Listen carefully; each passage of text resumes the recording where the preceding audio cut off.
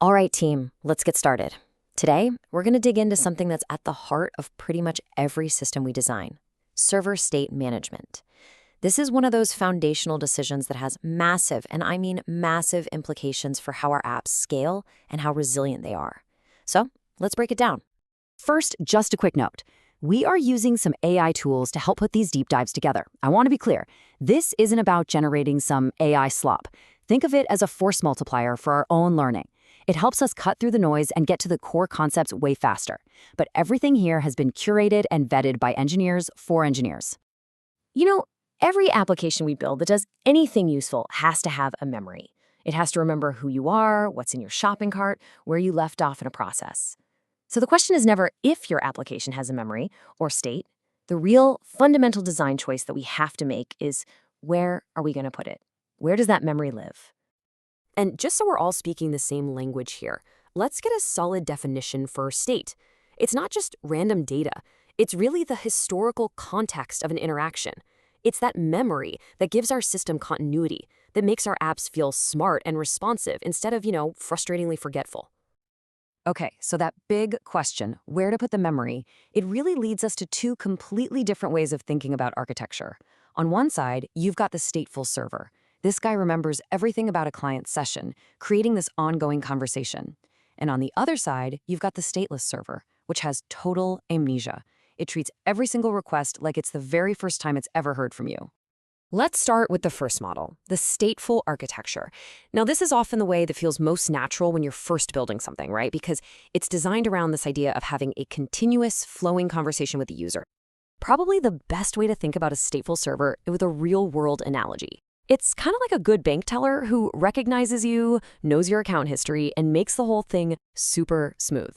Or even better, a great waiter who remembers your entire table's order, who got which drink, the allergies, all of it, without having to ask over and over again. All that context is held right there on the server. But, and this is a huge but, that convenience comes at a really high cost. The moment we try to grow these systems, we slam right into a wall. We hit this trio of incredibly difficult engineering problems. Scaling becomes a nightmare. The whole system is fragile and not very fault-tolerant, and trying to keep data consistent across a bunch of servers, well, it's a mess. And what's really fascinating is how this turns into a vicious cycle. So you need to scale, right? You add more servers. The first kind of obvious fix is to use sticky sessions, which just means you always send a user back to the same server. But now that server is a single point of failure. If it goes down, your user's session is gone. So to fix that, you start replicating the session state across all the servers. But guess what? You've just created a massive data consistency problem, and the overhead from all that syncing can actually drag your performance right into the ground. See? Every fix just creates a bigger, more complex problem. So, in reaction to all that complexity, a different idea emerged: the stateless model. You can think of this as the architecture of resilience. It was designed from the ground up to solve the exact problems we just talked about. The core idea here is really simple, but it's also profound. The server holds zero memory of the client from one request to the next. What this means is that every single API call has to be completely self-contained. It has to carry all the information, like a JWT token or session ID, that the server needs to do its job. The burden of remembering the context gets shifted completely away from the server. And this slide right here, this is why Stateless has totally taken over modern system design.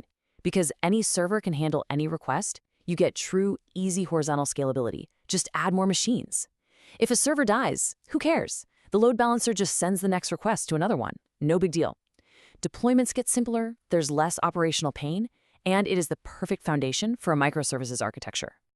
Okay, now we're getting to the most important part. This is the real aha moment in all of this.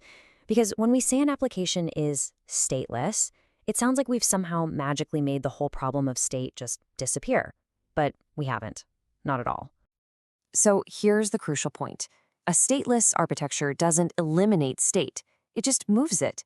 It strategically relocates the hard job of managing that state to a different part of the system that's better equipped to handle it.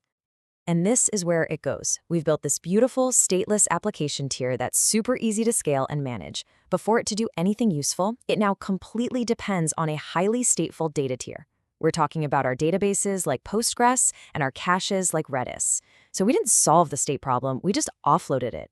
We've pushed the responsibility to a specialized service that is purpose-built to do one thing really, really well: manage state. And that brings us to the reality of how we build things today. The debate is not about stateful versus stateless, as if you have to pick one side. It's about intelligently combining them into a hybrid approach. It's about using the right tool for the right job. You can think of this matrix as a kind of cheat sheet for the trade-offs. Stateless is the clear winner for scalability, fault tolerance, and usually cost. Stateful, on the other hand, can sometimes give you better performance for very specific, long-running conversational tasks. And it might feel simpler when you're just starting out. The key is understanding these trade-offs so you can make a deliberate, informed choice for each part of your system. Let's make this super concrete. Think about an e-commerce platform. The parts of a site for browsing products or searching, those services need to handle massive, unpredictable traffic, so you make them stateless. But the shopping cart, that is inherently stateful. You'll probably stick that in a fast, stateful cache like Redis. And of course, user accounts and order history demand strong consistency, so they live in a traditional, stateful database. See? You're using both patterns in the very same application. So, I'll leave you with this question to think about. As you're designing your next feature or your next service, don't just ask, should this be stateful or stateless? Instead, ask yourself, which parts of this system absolutely demand the resilience and scale that comes from a stateless design? And for the parts that do need to remember things, where is the most strategic, intelligent place to put that state? Getting that right, that's the real art of modern system architecture.